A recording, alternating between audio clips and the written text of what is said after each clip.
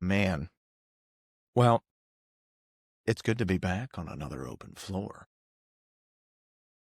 The American dream rests on the promise of upward mobility.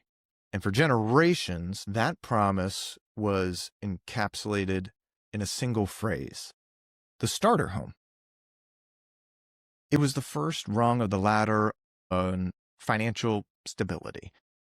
But today, the data suggests that for a generation of first-time buyers in places like Maryland, that ladder has been pulled up. And this episode was actually sparked from a deep conversation that I was invited to have earlier last week at NewDay USA headquarters in Maryland. They have headquarters in Fulton, Maryland. NewDay USA is a very niche company. They specialize in refinancing programs for veterans. And that's all they do. They're great at what they do. But they have a very interesting business model. And a lot of the people that are getting into the mortgage business fresh out of college end up interning or getting their first job here, where they can kind of learn the ropes of one of the more complex things in finance, the mortgage. So it is pretty cool that NewDay invite local leaders on a monthly basis in different industries to come and talk about things that they feel like their employees can get benefit from. And this discussion that I was invited to come and speak on was about paths to homeownership. And what we're arguing today on today's episode is that the traditional starter home, that small entry-level property that's really accessible to, middle income, first-time buyers, is functionally dead in Maryland. And it's been replaced by an unattainable price point.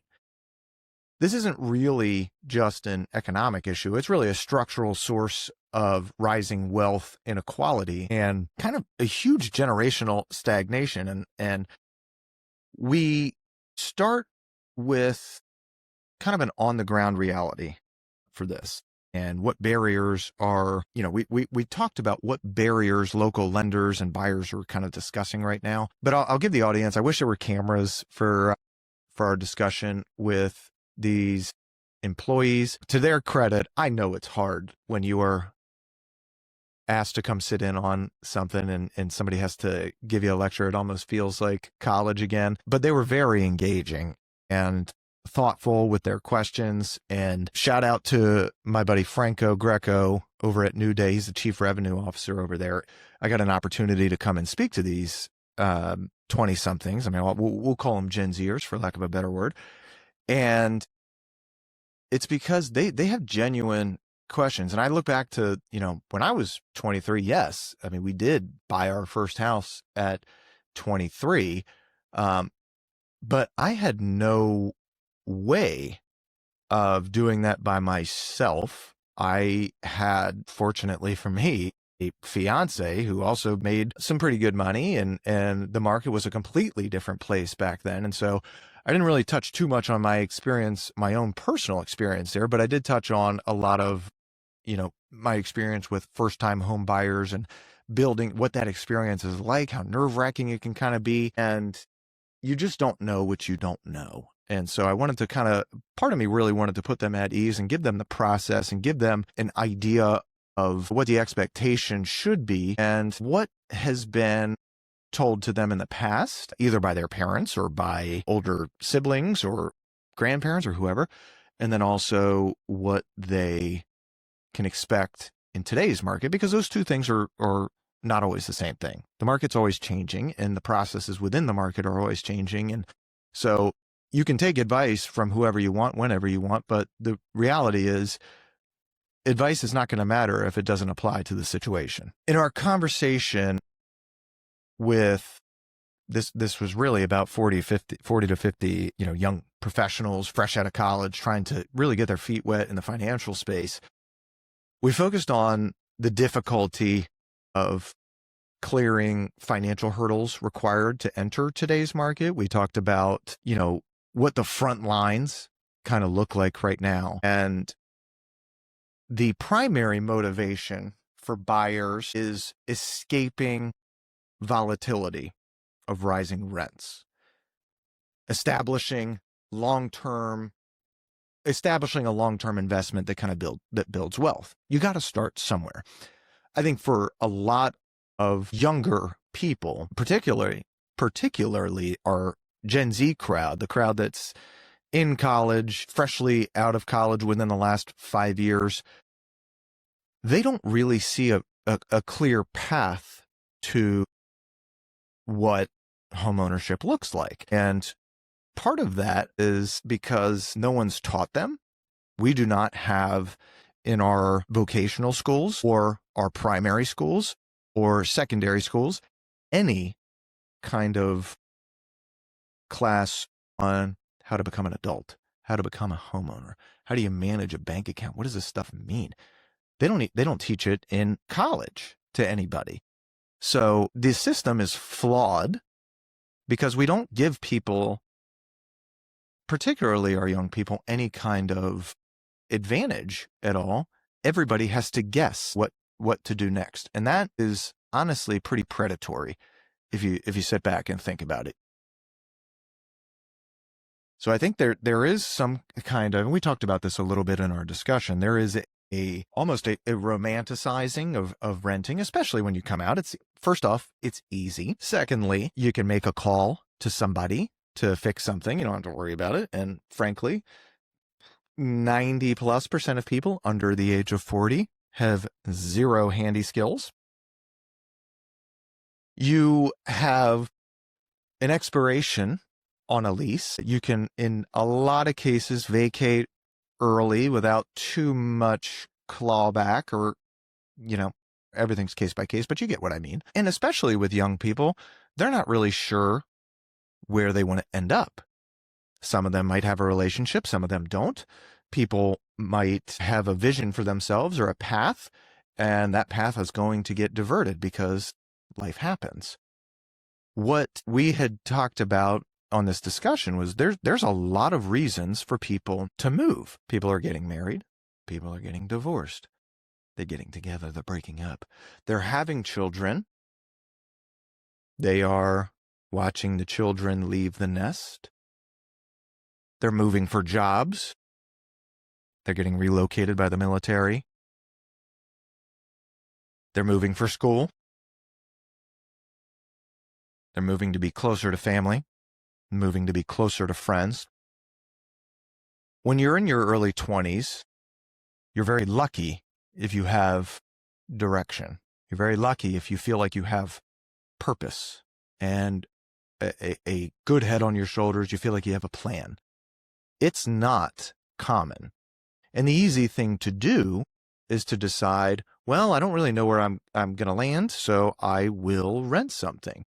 And there's nothing wrong with that at all. Let me be clear. There is nothing wrong with renting. It serves a purpose, and it is not always the right option to purchase a property or, become a homeowner. It is not for everybody. But historically speaking, the most likely way, the most consistent way to build real wealth and security in America is through real estate. And frankly, globally, go back through all the time and you'll see most people that are the people that you read about in the history books, those are the ones that have the real estate. So it can seem daunting to somebody that's fresh out of college. No one that hasn't been taught how to apply for a mortgage. They haven't been taught what the process is for buying a house. They haven't been taught why buying a house can be a good idea. They haven't been taught much of anything when it comes to adulting. And that's a shame, because their parents were not taught, and the parents before them were not taught. And so everybody has to figure it out through experience, which, that kind of sucks. It really does.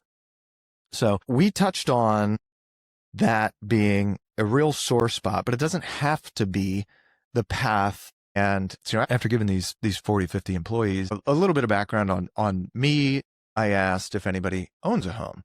Out of the 40 to 50, maybe 2 raised their hands. And we talked about buying a home being a deeply personal experience. They are combining, in most cases, any buyer, especially a first-time buyer, in a residential real estate transaction, you're really combining 3 things that people value greatly, and that would be money, family, and how they live. And when you mix those ingredients together, you can create some pretty interesting cocktails. You'll get some fiery personalities. You'll get some very sedative ones. You'll get things compounded when you've never done it before. And most people, when they start the journey of homeownership, will have everyone and their mother giving them advice and opinions because, well, in my day, this is what we did, or, so-and-so just did this. And again, there's nothing wrong with that. Those people are there trying to help you, and that's fine.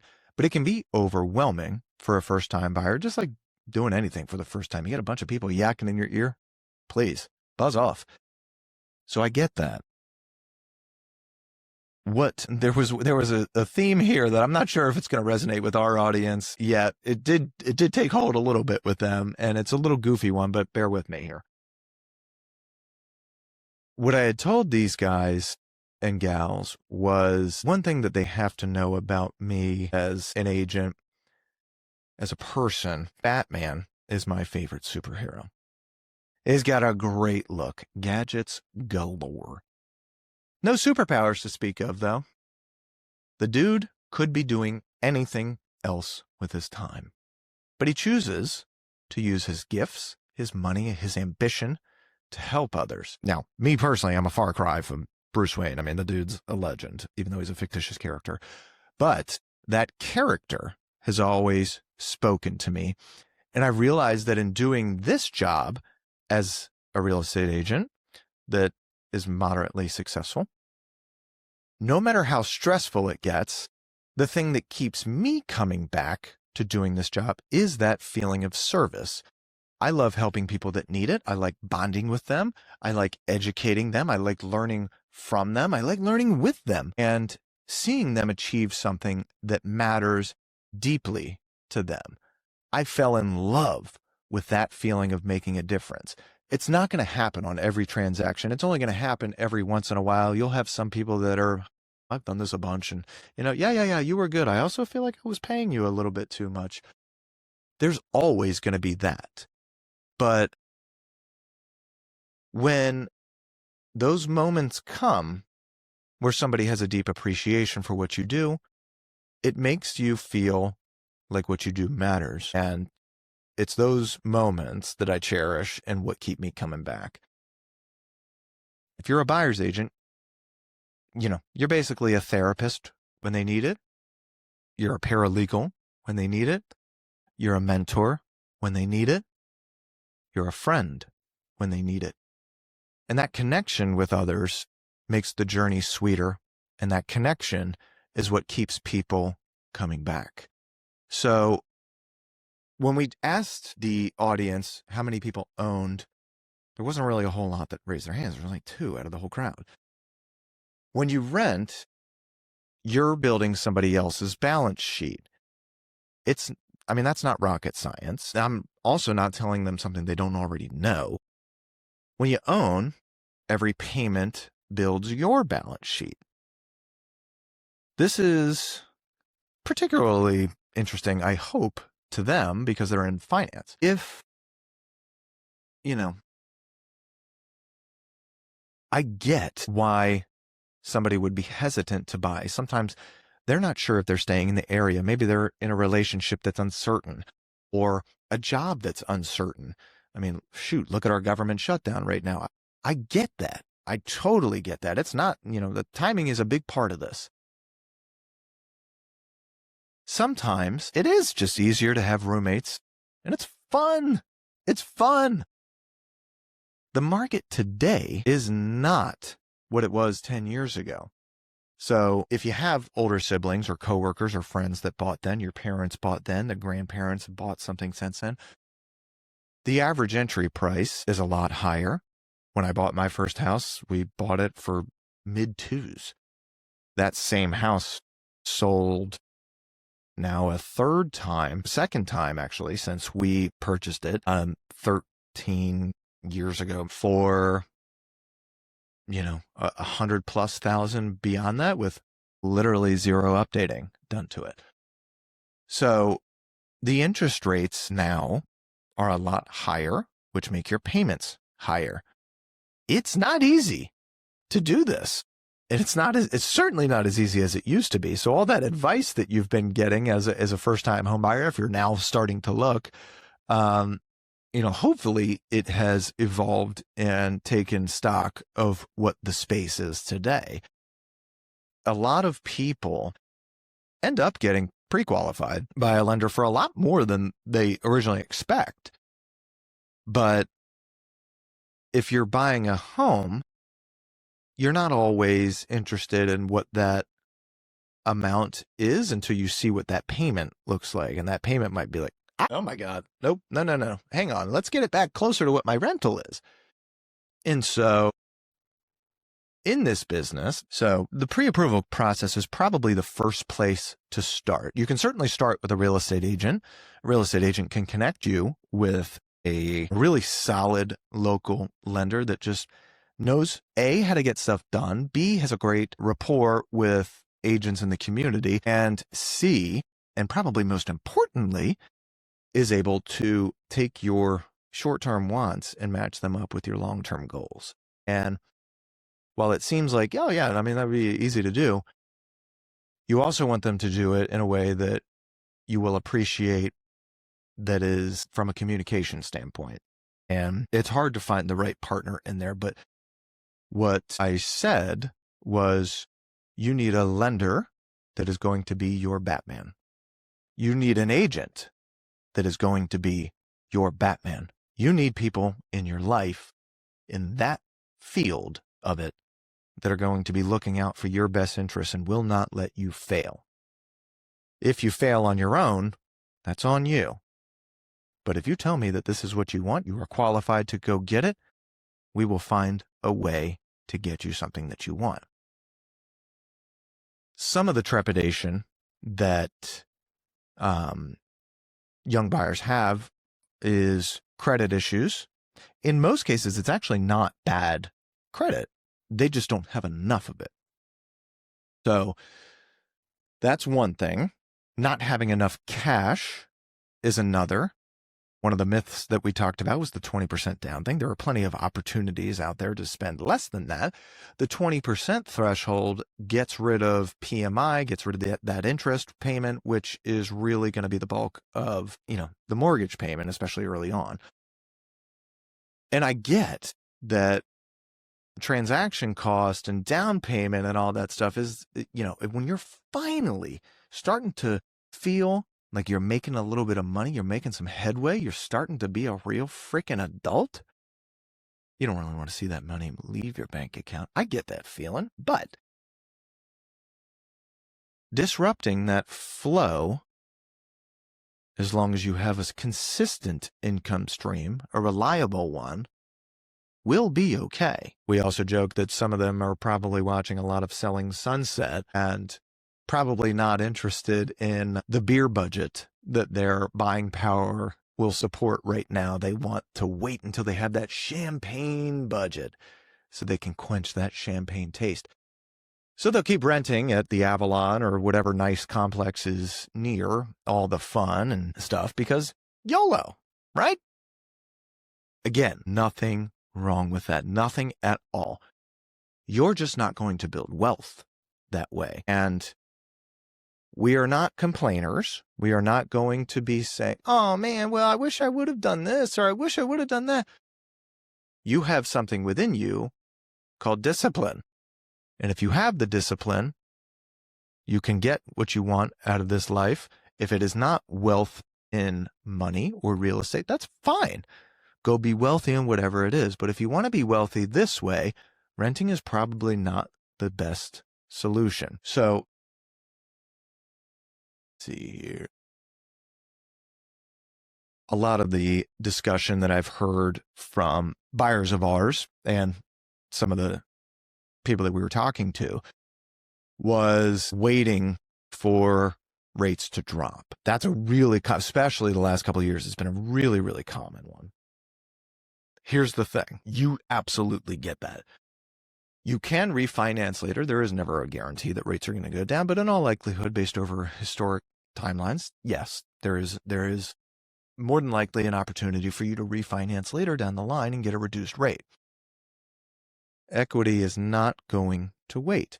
That house right now that's worth, let's say, $500,000, that you don't feel like I'm close, but I'm not quite ready to pull the trigger on that. By the time you are ready, let's say it's a year from now, that house might be $550,000. Well, guess what? All that waiting that you did to wait for the rates to come down, you are still going to end up paying more money because now the sales price is higher. Now the taxes are higher. Now you've also gotten another year's worth of rent out of your pocket that you'll never see again. So while that is a very valid concern, it's slightly misguided. And another thing that we had mentioned, buying a house is a lot like having a child. You might think you're ready. You might not think you're ready, but you will be ready when you make a purchase. You'll figure it out. People have been doing it for a long time. People have been doing it in our modern day, left and right, for quite a bit of time. There are some ways that we've seen buyers get into the market in different ways than traditional. So traditional, you go, you buy your first house, and it's just you, or maybe it's you and a girlfriend, or you and a boyfriend, or a wife, or a husband, and you're sharing in the equity. And it's affordable, and you're kind of building your life. That's what most people think of as a traditional means. There are other solutions, house hacking, if you will. One is buying with friends. One is buying with family. If the bank of mom and dad is open, take advantage of it. It'd be a nice nest egg for them at some point. They also probably have the funds in a lot of cases, maybe not all. You could also buy solo, buy what you can afford, and you can rent out rooms to others, generate income that offsets that mortgage. Easier said than done. You got to really like the people that you're with. Nothing worse than a roommate who doesn't do any fucking dishes. That's a problem. And that's going to grind on you real quick. So find roommates. That's an option. Depending on the property and the buyer qualifications, there are some state and federal loans that are available to make ownership more accessible. So these different programs sometimes are based on your occupation. Are you a teacher? Are you a first responder? Are you a firefighter? Like, all right, well, we got some credits for you. We got some programs that are going to be like, let's cash out of your pocket. Like, let's get you a house. Remember, the hardest thing, especially in today's social media, FOMO-driven, cult-like social personality, the first place is not the forever place. It's a launching pad. You're not going to get everything that you want. That's not the goal. The goal is to start somewhere, and that is the purpose of this discussion. The freedom that many renters believe they have comes from that they think they've got. I mean, it's a lease, so there's an expiration date. They don't have to worry about repairs or maintenance. Honestly, that does sound kind of nice. Until you realize that owning means that someone else controls your cost, they control your stability, and frankly, they control your future. You're not free. You're just temporarily comfortable while someone else builds wealth with your rent check. Again, doesn't mean that it's wrong. Renting serves plenty of purposes. You're just not building the wealth that you could through ownership. Freedom comes from assets, not flexibility. Remember that. So, where do you start the process of buying your first house? You start it where all smart people do. You talk to an expert. There's a million real estate agents out there, literally. Talk to your parents, talk to your siblings, talk to your friends, talk to your coworkers. Almost everyone in your life knows at least a few, particularly in Maryland. If I was to throw a rock right now, I'm hitting somebody outside. I mean, I got a pretty decent arm, not a great one. I can hit somebody with a real estate license no matter where I am. What you want to do first is identify your personal goals and interests. Write them down. What you're looking for in a home. Are you looking for more of an investment? Are you looking for a lifestyle?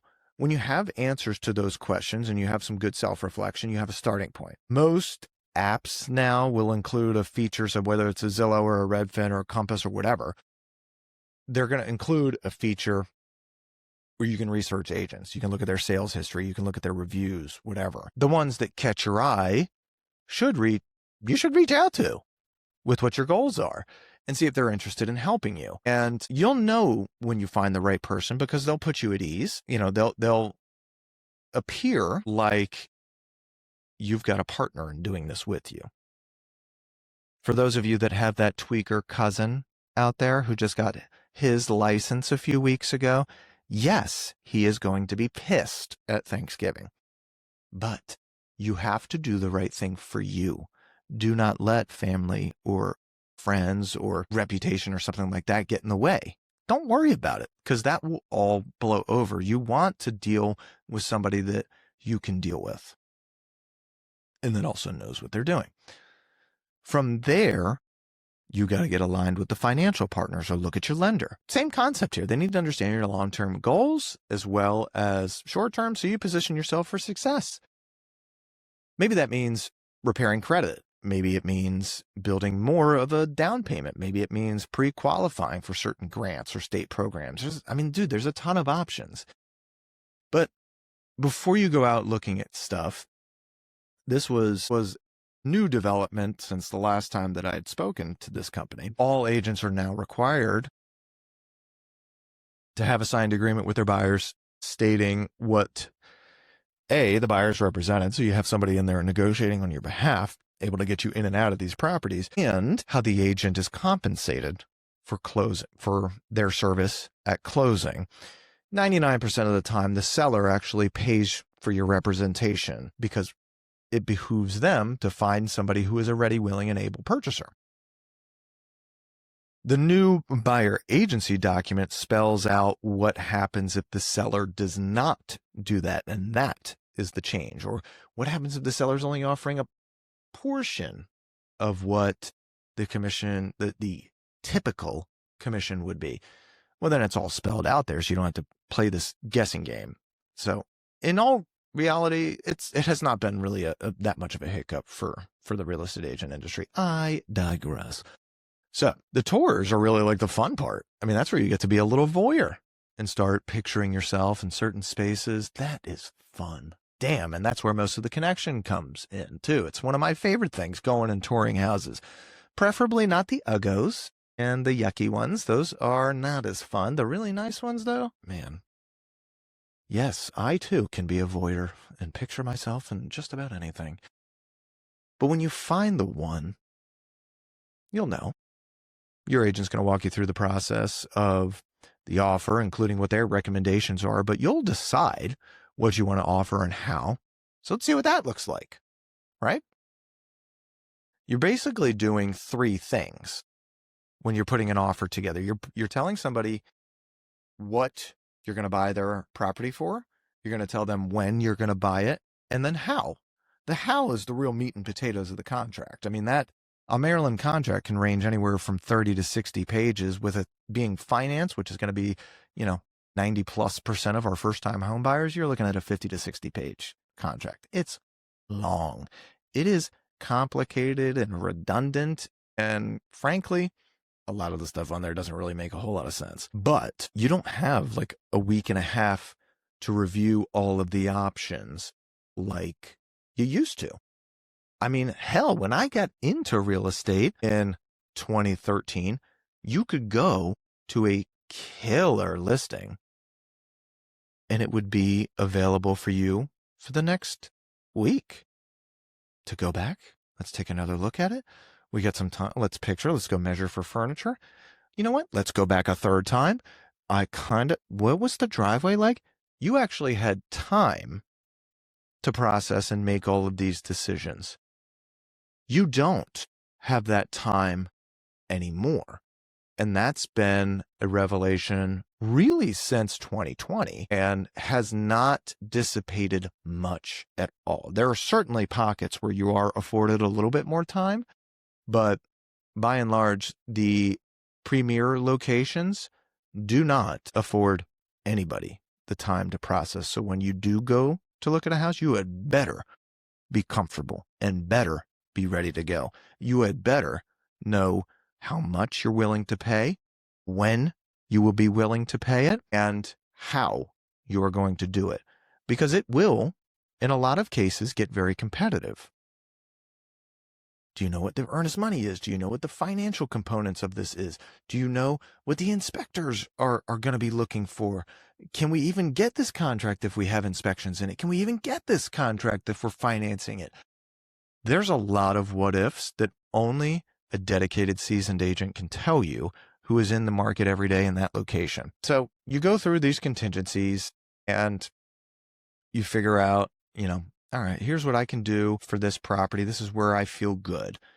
And we walked through, bunch of different scenarios on what to do and why it's not as simple as saying, hey, here's what I'm going to do. You also have to have a seller who is willing and able to do the stuff that you want. And they might have different things that they want than you. In most cases, they do. And that is why it is a negotiation going back and forth. Most of the negotiation is around timing and condition.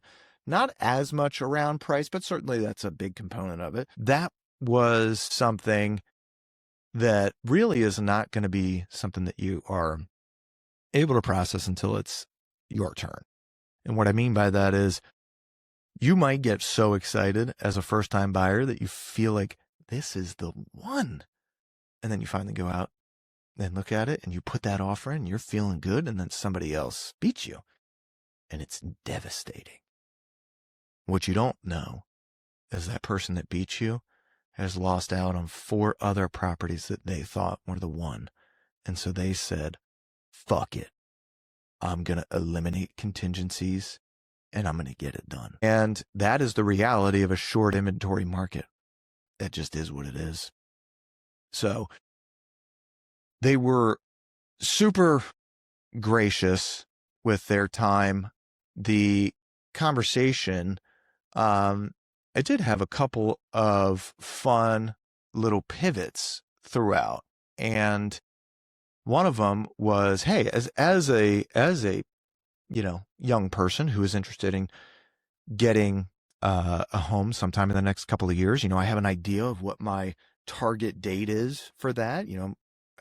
Right now I'm 23 or 25 and I want to have that house by 26, 27. I think that's awesome. And they said, what, other than vibes, what do I have to look for in a real estate agent? I mean, what kind of questions should I be asking them?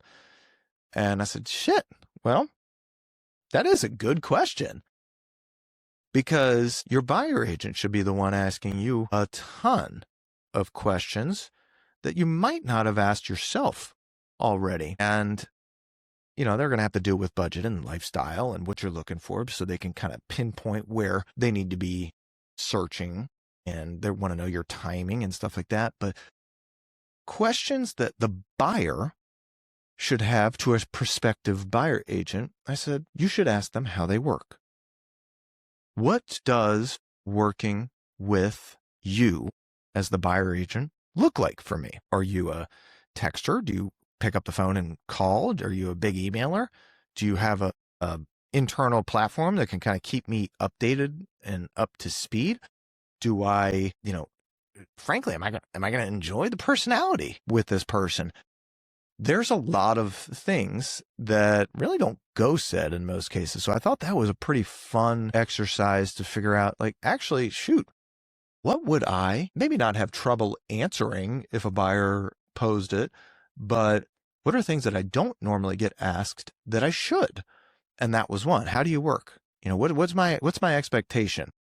Am I going to drive around in the car with you? Or am I going to meet you at different places? Are we going to have a weekly touch base? Are we going to have a monthly touch base? Like what's my expectation so that I can feel comfortable moving forward and making sure that I am finding the partner that's aligned with all of my goals.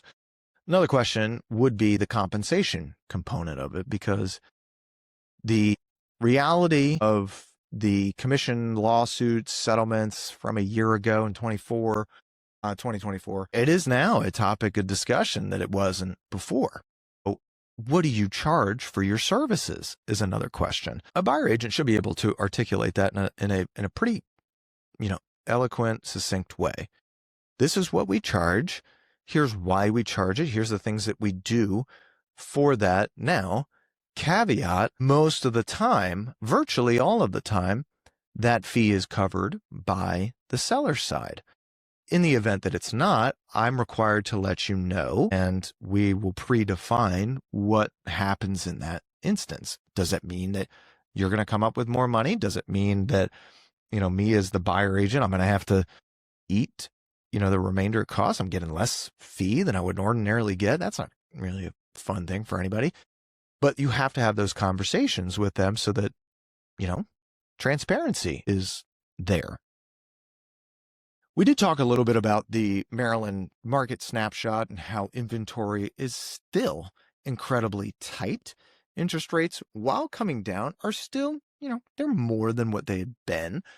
Historically, on a historic level, they're about average right now. Some still in the sixes, but we were spoiled for years with 2, 3, 4% rates. And you hear rate talk all the time, and you don't understand as a layman, why do I give a shit about a rate until you see the difference in what the payment is for the same exact house at the same exact price with a different interest rate. So it is a big deal. But that discussion really kind of sparked something that I wanted to dive into today. And that was, damn, I feel for the Gen Zers out there. They have got to be in the most difficult path that we've seen in modern history in order to obtain a home, to get a slice of that American dream that is so coveted and so American.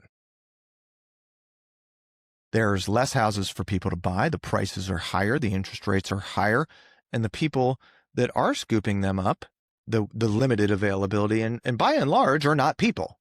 The things that are affordable in that first time home buyer market, there's not a lot of humans that are buying them. It is these corporations, and they might be disguised in some other kind of show, but it's your BlackRocks and things like that that are driving price up because they know having real estate increases wealth. It is not fair. It is wrong. And in that, it is killing the American dream. And it has put the starter home on life support, if not killed it. And so that is the meat of our discussion today. Why are all these financial maneuvers necessary for, I mentioned a little bit earlier, a couple of different options that are available to, today's first-time home buyer, today's young 20-something. And why do they have to have maneuvers? This is crazy. Well, it's because prices have skyrocketed, creating a fundamental disconnection between wages and asset values. Globally, affordability is worse now than even the 2007, 2008 crisis. I mean, it's ridiculous. The national median home price surged 44% from December of 29 to December of 24. In Maryland, the median home price hit $420,000 in March, well above the national median of basically $400,000. Quantifying the down payment needed for a median priced Maryland home is approximately $67,000. This is why the average age of a first-time U.S. home buyer has risen significantly, reaching an all-time high of 38 to 40 years old. Are you fucking kidding me?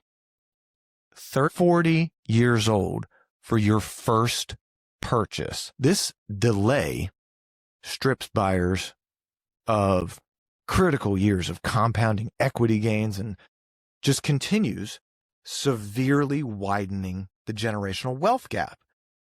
It's bullshit. The state's first-time buyer index remains below 100 across all jurisdictions and has continued to fall year over year over year. And frankly, no one's doing shit about it. And while Maryland metro areas like the DC, Baltimore corridor have high costs, you still have some counties that remain comparatively affordable. You know, you have places like Allegheny County, Somerset County, Baltimore City, Dorchester County, Wicomico over on the shore.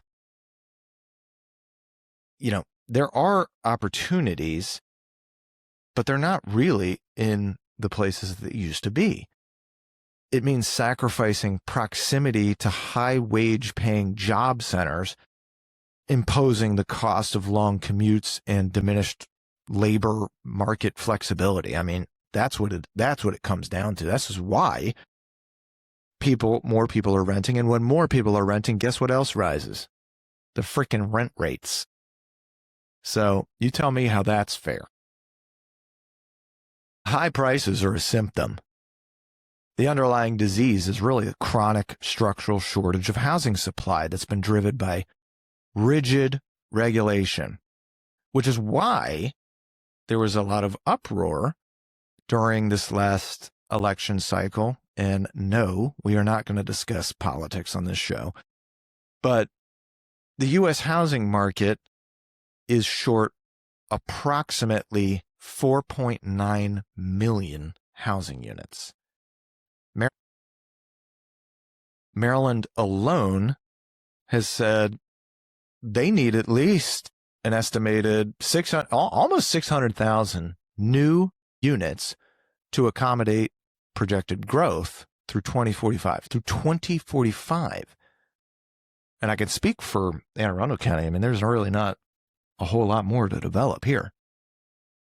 The shortage is why prices are so inelastic. Maryland's regulatory framework emphasizes local control over land use. Local governments restrict housing development through low-density zoning and urban containment strategies. 70% of residential areas in major cities restrict or ban multifamily apartments, which also limits supply. This regulation and supply discussion is going to play out in policy debates over zoning bills in Baltimore in particular.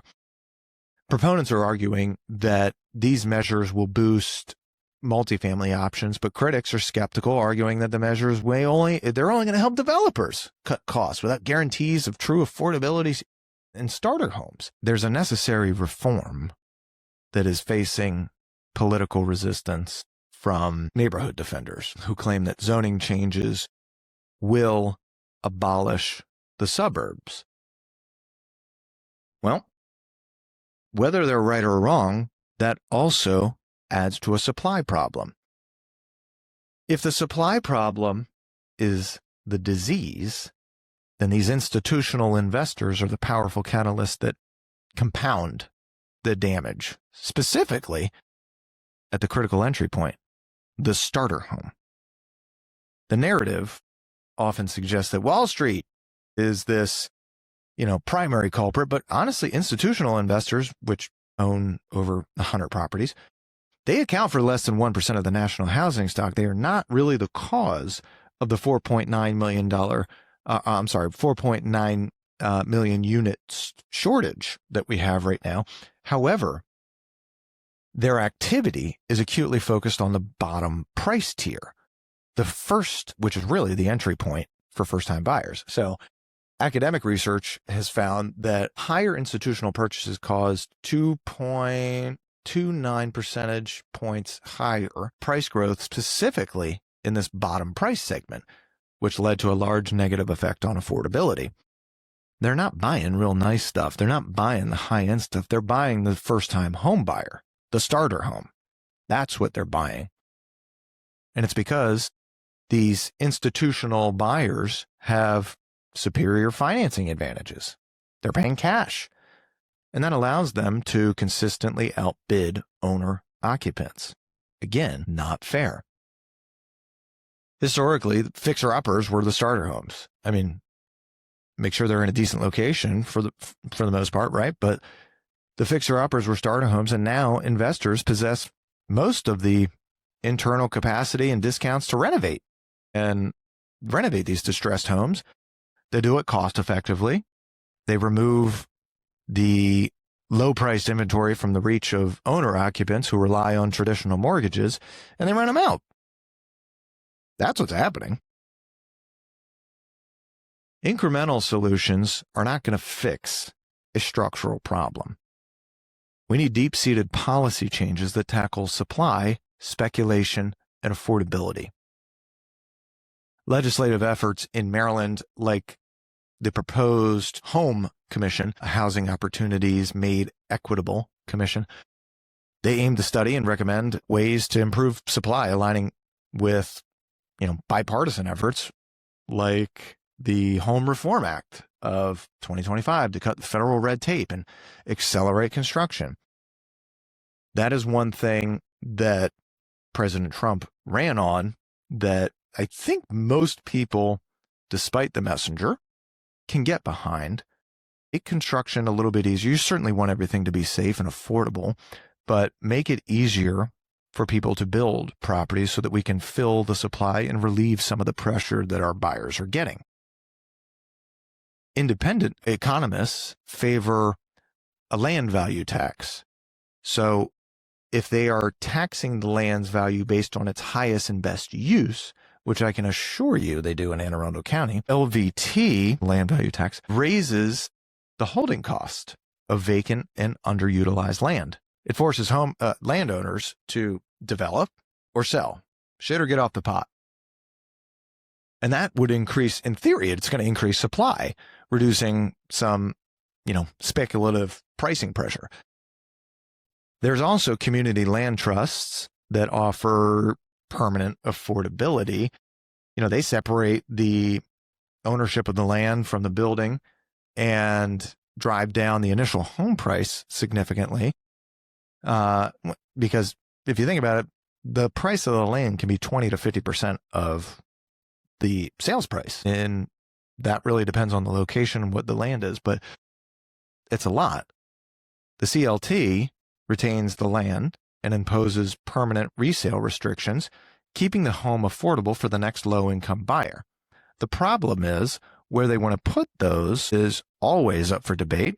Nobody wants to live next to it that is, in some established suburb. So it's a constant battle. Where are we going to put people? Maryland already has an affordable housing land trust law, and organizations like Charm City CLT or Coppin Heights CLT that are operational, and they are providing a scalable model for stability. But it is still no end in sight right now for our Gen Zers. And with the national home buyer now reaching 30, damn near 40 years old, for a first-time home buyer, it is probably the most critical time in our country's financial history to get our young people, in particular, housing that they can afford, that they can start building a life with, whether it's an investment property or a primary residence. That is the America that we've come to dream about and know and love. Not this where we have everybody priced out. It's not sustainable. It's beyond the fact that it's not fair. It is not sustainable. And We need our politicians to do better. We need our communities to be a little bit more open about what they will accept. We need our governments on the local and state level to be run better and really take out the self-service that has been a sickness that has affected all of our politicians seemingly, except to save a few, decent people out there that have taken the mantle and truly done it for public service. That's what we need. The starter home, as we once knew it, is, in fact, dead in Maryland. It's a victim of macroeconomic shock, hitting the fault of a chronic regulatory failure. The future of homeownership in the state, and with it, generational wealth and social mobility, rests on the political will to enact profound reforms, dismantling this exclusionary zoning, combating this land speculation, building permanent affordability through some community-controlled models. There is solutions out there. And for our brothers and sisters that are fresh out of college, trying to make their way in life, I pray that sometime in the near future, their dream will not have to wait 20 years to be realized. I pray for them that they get to realize the same thing that their father and mother and brothers and sisters ahead of them have had the opportunity to experience and enjoy. So that's my time. We'll catch you on the next Open Floor.